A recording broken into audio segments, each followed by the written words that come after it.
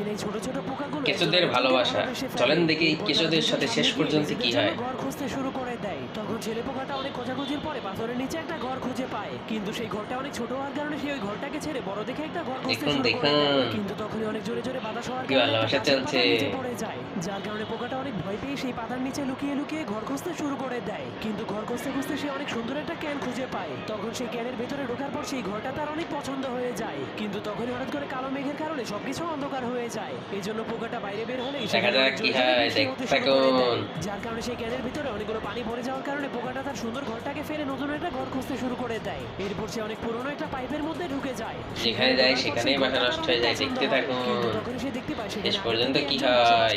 এই জন্য সে অনেক ভালো লাগলে লাইক করে দিবেন, সাবস্ক্রাইব করে দিবেন। পাইপের ভিতর থেকে পানি বের হওয়ার কারণে তারা দুইজনই বাইরে বের হয়ে আসে। তখন দিনের আলোতে তারা একজন আরেকজনকে চিনে ফেলে। সেই মহিলা পোকাটাই ছিল তার প্রেমিকা। এরপর তারা জঙ্গলের